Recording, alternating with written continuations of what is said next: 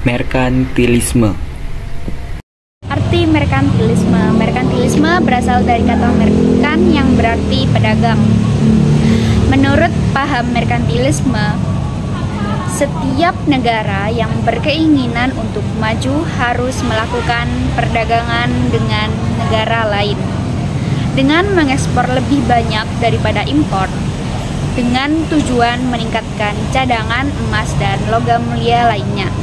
Abad 17 dan 18, meskipun pada saat ini sistem merkantilisme tidak lagi populer, namun sistem ini merupakan salah satu sistem ekonomi utama.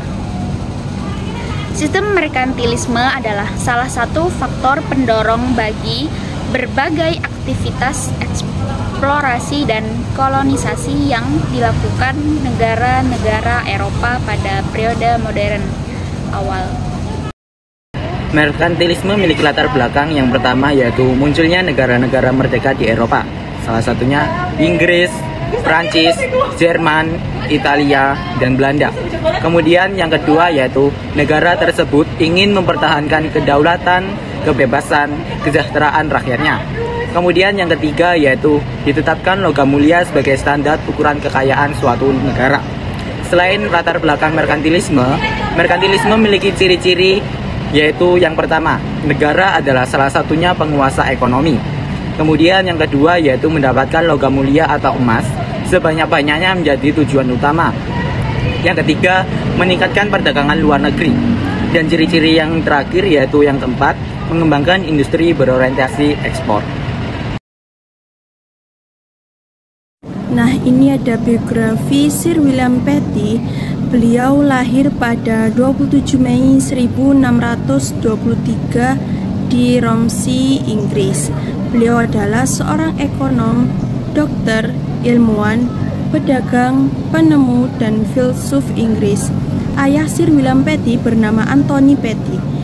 Dan Sir William Petty ini memiliki istri yang bernama Elizabeth Waller dan dikaruniai 3 anak, yaitu yang pertama bernama Charles Petty, yang kedua Henry Selborne, dan yang ketiga Annie Petty. Saya akan menjelaskan mengenai ringkasan perjalanan hidupnya. Pertama ada kehidupan awal dan pendidikan. William Petty lahir pada 26 Mei 1623 di Romsey, Hampshire, Inggris. Berasal dari keluarga kelas menengah, ia menjadi anak buah kapal sejak usia muda. Pada usia 14 tahun, ia belajar di College of the Jesuits di Caen. Ia belajar kedokteran di Universitas Leiden, Paris, dan Oxford. Terinspirasi oleh Francis Bacon, Petty melanjutkan studi di Oxford University demi perkembangan ilmu baru. Kedua, karir dan kontribusi. Pada tahun 1652, ia pergi ke Irlandia dengan Oliver Cromwell dan berpraktik sebagai dokter umum. Ia mengembangkan metode efisien untuk survei tanah di Cromwell. Menjadi anggota parlemen Inggris, ilmuwan, penemu, pengusaha, dan anggota Royal Society. Dikenal karena filosofi laissez-faire dalam kegiatan pemerintah. Dianugerahi gelar bangsawan pada tahun 1651. Karyanya meletakkan dasar bagi teknik sensus modern dan analisis statistik. Idenya meliputi pembagian divisi kerja, teori fiskal, perhitungan pendapatan nasional, teori moneter, dan statistik ekonomi. Ketiga, akhir hidup. William Petty meninggal pada 16 Desember 1687 di London. Pada tahun 1858, Henry Petty Firmouse Rice mendirikan monumen peringatan untuknya di Romsey Abbey. Berikut adalah teori-teori yang dikemukakan oleh Sir William Petty. Ada teori aritmatika politik, teori nilai kerja, teori ekonomi dan teori mata uang, teori fiskal, tenaga kerja, survei tanah, dan teori transaksi.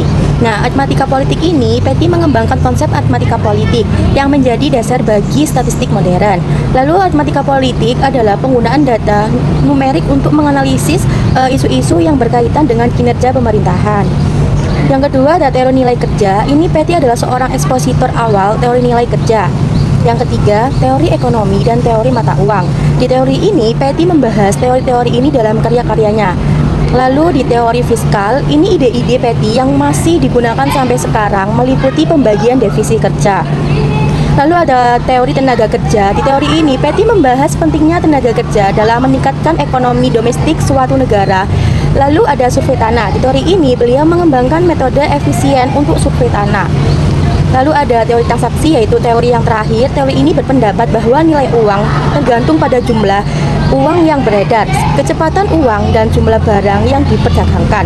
Secara matematis dapat dirumuskan sebagai M.V sama dengan P.T, di mana M sama dengan jumlah uang yang beredar, V sama dengan kecepatan peredaran uang, T sama dengan harga barang, dan T jumlah barang yang diperdagangkan.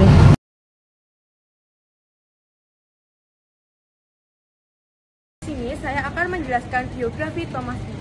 Thomas Mun lahir di London pada tanggal 17 Juni 1571, seorang saudagar kaya raya dari Inggris yang banyak menulis tentang perdagangan luar negeri.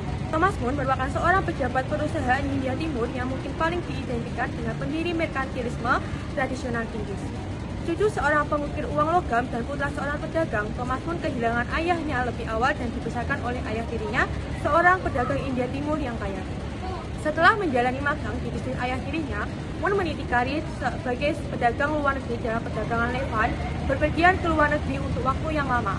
Pada tahun 1615, Mun terpilih sebagai Direktur East India Company. Pada awal tahun 1620-an, Mun membela IEC terhadap pembatasan yang diajukan oleh Miles dan Marines yang baru-baru ini disuarakan oleh Parlemen Inggris yang marah. Pembelaan Mun pertama kali diutarakan dalam sebuah risalah yang diterbitkan pada tahun 1621 yang kemudian diuraikan lebih lanjut dalam sebuah presentasi di hadapan parlemen pada tahun 1628 yang berpuncak pada karya utamanya yang matang, England's Treasure oleh Forrest Derrett yang ditulis sekitar tahun 1630-an, tetapi baru diterbitkan secara anumerta oleh putranya John Mun pada tahun 1664. Mun meringkas rumusannya dalam pembukaan bab 2 yang terkenal dari pamflet terakhir, yang berisi, meskipun suatu kerajaan dapat diperkaya oleh hadiah yang diterima atau oleh pembelian yang diambil dari beberapa bangsa lain, namun ini adalah hal-hal yang tidak pasti dan tidak penting. Oleh karena itu, cara umum untuk meningkatkan kekayaan dan harta kita adalah dengan perdagangan luar negeri, yang dimana kita harus selalu mematuhi aturan ini. Menjual lebih banyak kepada orang asing setiap tahun daripada yang kita konsumsi dari nilai barang mereka. 1664.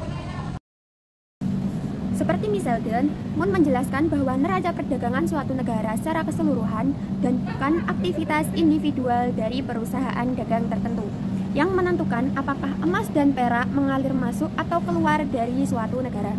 Tujuan kebijakan ekonomi menurut Mun adalah untuk menjual lebih banyak kepada orang asing setiap tahun daripada yang kita konsumsi dari nilai mereka. Nah, itu semua untuk mendorong masuknya logam mulia.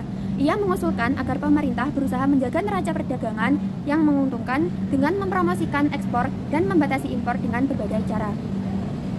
Mun menyesalkan pembatasan yang tidak berwawasan terhadap ekspor logam mulia oleh para penganut bullionisme.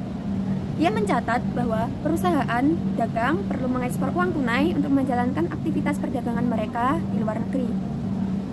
Dan itulah yang akan menghasilkan lebih banyak uang tunai ke mereka. Perusahaan membutuhkan uang tunai untuk membeli barang di pasar luar negeri yang dapat mereka ekspor kembali, tentu dengan nilai yang lebih besar. Dan dengan cara demikian, mereka akan menghasilkan arus masuk harta karun ke Inggris. Ia menggunakan contoh perusahaan yang mengambil uang tunai perak senilai $100.000 untuk membeli barang Asia, yang setelah melalui pengiriman ulang-ulang melalui gudang-gudang Inggris dan tentunya akan dijual di Spanyol atau Italia dengan harga $200.000 perak. Uang menghasilkan perdagangan dan perdagangan menghasilkan uang, telah kata Mun. Kebijakan pemerintah yang terbaik menurut Mun adalah dengan mendorong devaluasi dan membantu perusahaan penyewaan yang sebagai importir bahan mentah dan eksportir barang jadi yang lebih bernilai. Itu berperan penting dalam mendorong masuknya arus masuk. Namun, Mun meragukan bahwa kenaikan harga merupakan kebijakan yang baik.